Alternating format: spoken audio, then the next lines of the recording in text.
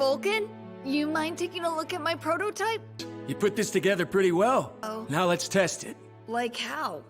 No! Why? There are certain things in this world that should never break. Things that people depend on, like boats or bridges. If they broke at random, people would die. Then there's Amaterasu, an everlasting power source. It never stops and it never breaks down. Hello everybody, Megazard X here. I'm back at it again to give y'all another exciting Fire Force episode review, and this time we're going to be reviewing episode 16. We are family, all my brothers, sisters. Wait. No, that's not how I usually start off these Fire Force reviews. For y'all that want it, I can drop my mixtape later though, but that's got to be at a later point though.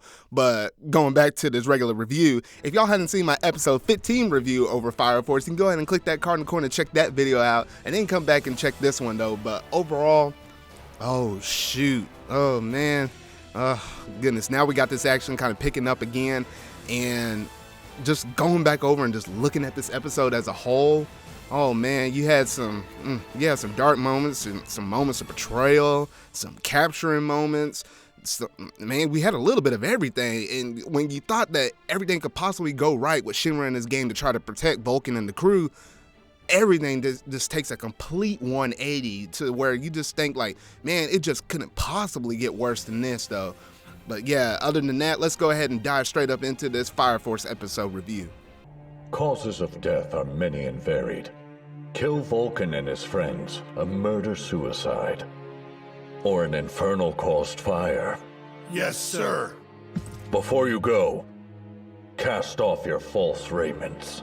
Sir. Faithfulness to the evangelist.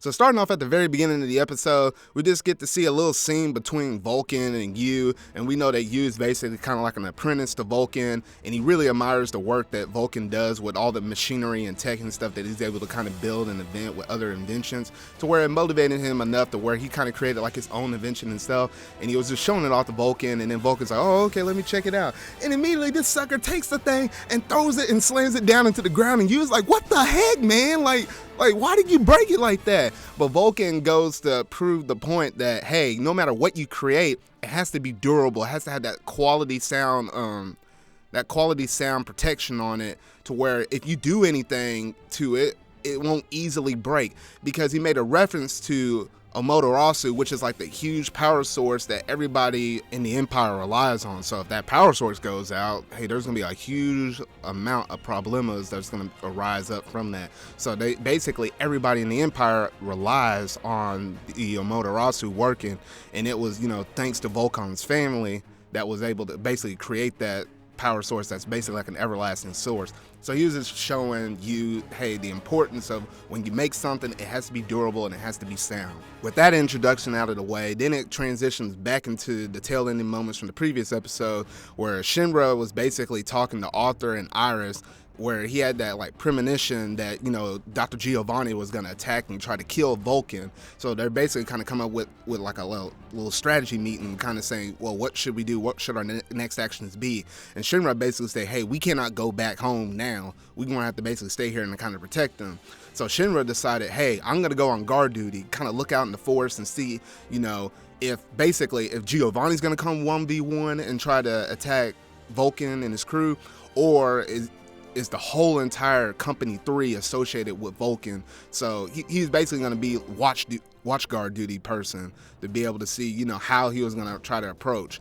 And he told Arthur and Iris to say, hey, go back to, Volkan's workshop and tell him and say, hey, you're going to be under attack, and just basically kind of, leave your guard up, because, hey, you never know what Dr. Giovanni might pull out of his bag of tricks. So that's basically the game plan they decided on.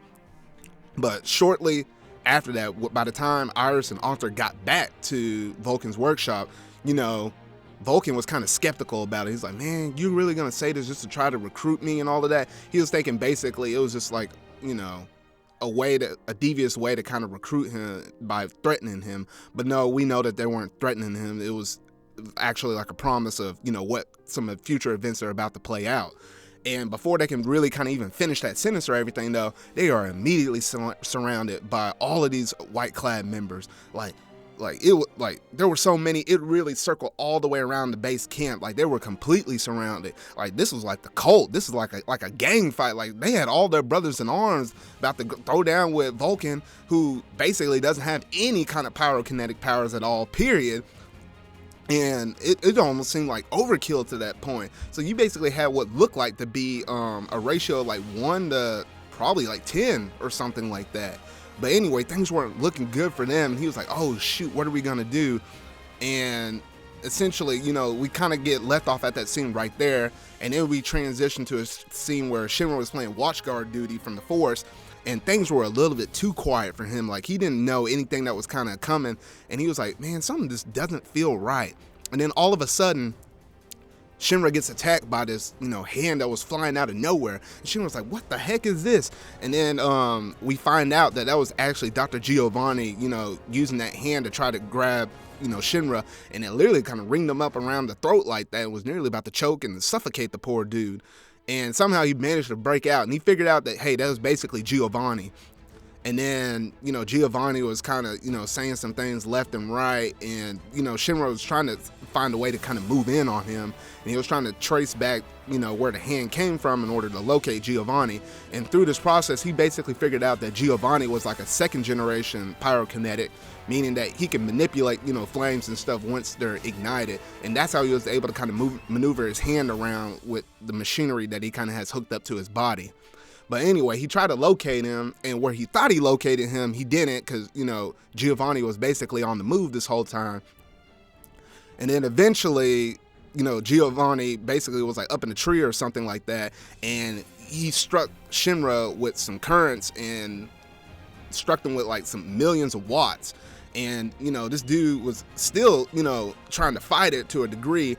And then, Giovanni's like, man, what is this dude made out of? And then he upped the ampage some more, and then boom, he basically, knocked out Shinra. And then he basically said, hey, if you were smart, hey, you would have assessed the moment that you got attacked and said, hey, is this a person that I can beat? Hey, does this person have any kind of reinforcements? Or hey, does this person have like a hidden ability that I might not see at this moment though, but should I take my precautions and, assess this whole entire environment where I'm fighting at and everything else, factor in all these different things to the equation, and should I just go ahead and retreat rather than stay here and fight? And he basically says, hey, he uses the analogy, hey, before you walk out on the bridge, you should knock on the bridge first to kind of see if it's sturdy and sound.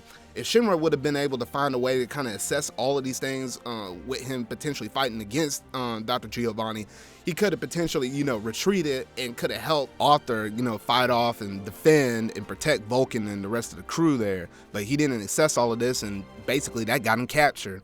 And it was in this moment we figured out that, Dr. Giovanni, whenever he was talking to some of his members before he sent them to basically surround Vulcan's, workshop and everything, that essentially Giovanni is working underneath the Evangelist. So he's basically using, Fire Force Company 3 as like a cover-up for him to be able to, do and execute the things for the Evangelist. So he's essentially a white-clad member to a degree, and he's like helping support them and all of that stuff. So that's the angle that we kind of figure out on Dr. Giovanni. So at this point in time, it was shown that he had like a couple of members that looked like fire soldiers, but the second they took off their robes, hey, we saw that they were basically white-clad members. So that basically kind of shows the cards that Giovanni has with Company 3. So we just know he's fully associated with the white-clad and the Evangelist, though. But unfortunately, he captured Shinra, and Giovanni won that round. And I'm basically assuming that,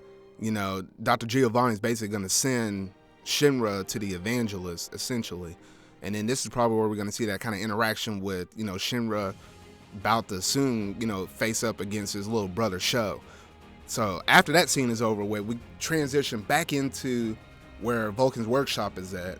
And they were basically assessing how in the world they were going to be able to defend them off. And the only person that's there that we know of at this moment that could fight is Arthur. And Arthur said he wasn't feeling very knightly at the moment for some oddball reason. This our lovable idiot boy, it's just crazy how much stuff that he says and how many stupid things he says. But you still gotta like his character because overall he's still a funny dude though. But anyway, the source of his power is basically like, relies on motivation of him thinking that he's like a knight. And the stronger that he thinks he is a knight, the stronger his, pyrokinetic powers are and the better he can essentially fight. So basically Vulcan had to, devise, and also the bad problem was the fact that, Arthur didn't even have his Excalibur with him. So he didn't actually have anything that he normally could fight with that's sort of kind of like sword based the way he fights like a quote unquote knight. So basically Vulcan kind of created something where he can channel his pyrokinetic powers through, but at the same time he tweaked and gave him a cape and stuff like that to make him feel like a knight. But get this, y'all, they literally took a donkey head and strapped it to the dude's crotch to make it think like he was riding on a horse. It was the stupidest, funniest thing I have ever seen in an episode in quite some time. And everybody was just kind of like holding back a laugh over there. And it was just funny to kind of see all of that mess go down though. But overall, that was just a very nice comedic effect that was in the episode though. But anyway, he walks out there and he confronts him. And he's basically saying like, I'm the Night King and everything else. And with a flick of his wrist, man, he made like a big old explosion go out and immediately wiped out all of like a ton of what seemed to be a bunch of White Cloud members. And really he found out that there was basically only two of them there. And one person was basically using his powers to like make copies, so to say, that looked like they were actual people, but they weren't. And that's what kind of gave the illusion that they were surrounded. So really they were only being attacked by two different people. And Shinra was holding his own for most of the fight the whole way through. But then, for some oddball reason, by a miracle of a chance, the enemy thought to use the copy technique straight back on Arthur himself. And essentially, Arthur was basically looking in the mirror at that point and said, hey, you're wearing a ridiculous costume. He's like, but then one of the members was like, no, wearing a ridiculous costume. And then he looked at himself, he's like, what the? And then he, for some oddball reason, just then realized that he had a donkey head strapped to his crotch like that. And then when you started to look at it in the mirror like that, he was like, oh crap, I really don't look knightly at all. This is really stupid. And for this idiot boy to actually think about this at this particular moment in time is just crazy in itself. And then he lost pretty much almost all the motivation for him thinking that he was a knight. And at that point, that's when the scales tipped in the enemy's favor. And then, his fire wasn't nearly as strong as what it was before.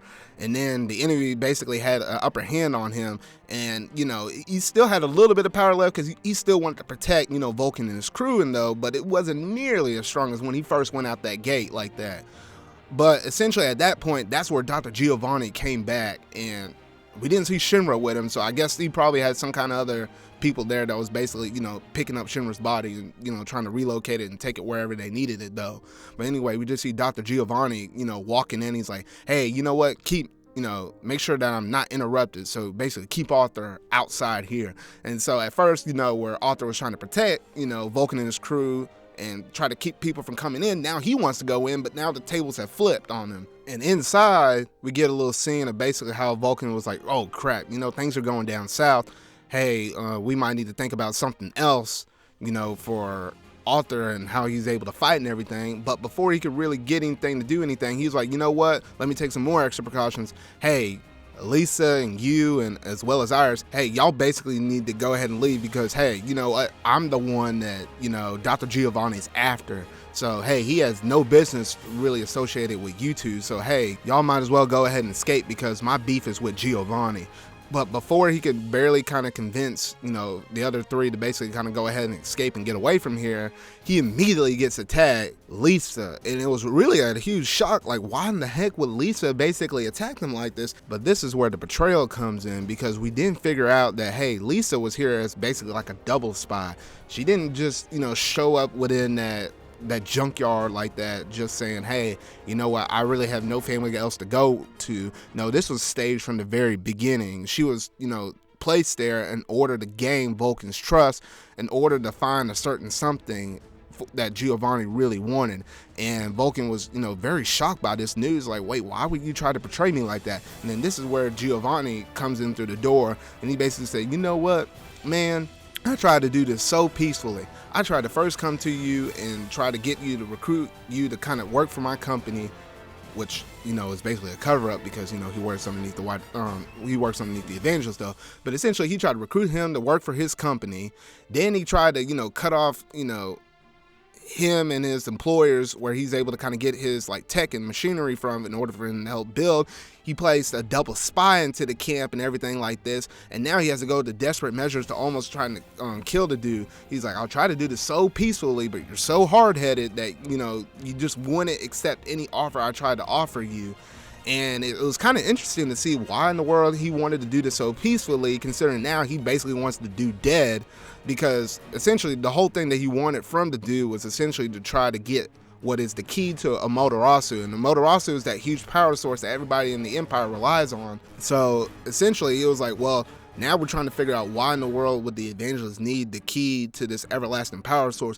But I'm pretty sure they want to use that key as some way to basically kind of like put it on overdrive and probably use it as a way to kind of make it like blow up or something like that in order to cause like mass destruction and stuff like this. That's the angle I'm thinking that they're probably that the whole White Clad is trying to go off of in order to try to accomplish their goals for the Evangelists. At least that's the angle I'm thinking they're going for. But anyway, Volkan basically said, hey, you know what, leave me alone. Hey, let the other people go away. Let you basically go away and escape. And even though Lisa basically betrayed me like that, I know it might have seemed like that at first, but hey, come to your senses, because I know after you started living here with me, I know your opinion changed. You are not that same person that you might have gone into originally thinking like that. And essentially, Volkan did not know where this key was at all. So, Dr. Giovanni didn't believe in him and nearly beat the crap out of him with that odd enough cane or whatever it was. And he still didn't know. And that's essentially where the episode was. And you just saw Iris over there in the corner just frightened. And the bad thing about this whole thing was he shot you with something out of that cane of his.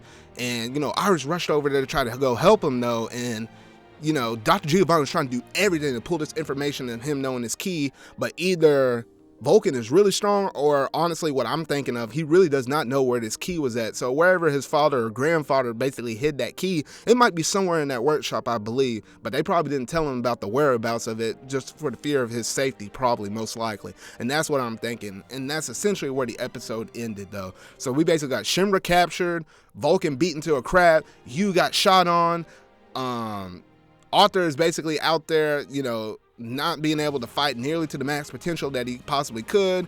Lisa turned his back on Volkan. Everything that you possibly could think that you could have imagined that could have happened good in this episode did a complete 180, and Shinra and his whole crew basically failed to protect Volkan with it going to the extremes like this with Dr. Giovanni's attack.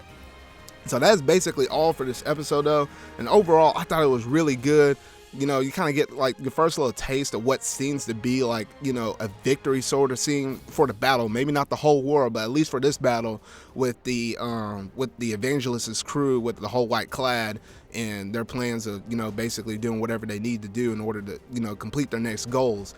This is basically like a win for them in this case scenario though. But I'm curious to see exactly what happens within the next episodes to see if Arthur somehow manages to come to his senses and be able to protect them, or Shinra is able to break out of who knows where he's at right now in order to try to go back to the workshop in order to help assist everybody though. We do not know, but overall it's going to be interesting to kind of see all these events play out though. But that is all that I have in terms of my review for this Fire Force episode, so I hope y'all really enjoyed it. So if you really like this episode review, go ahead and hit that like button, go ahead and hit that subscribe button and that bell to keep up to date on all things Fire Force I'm reviewing this series. So make sure to tune in next time for my episode 17 review, Black and White and Gray. Man, that's a pretty straightforward episode there. But anyway, until whatever video I make next, see y'all. Why does he so treasure these worthless pieces of junk?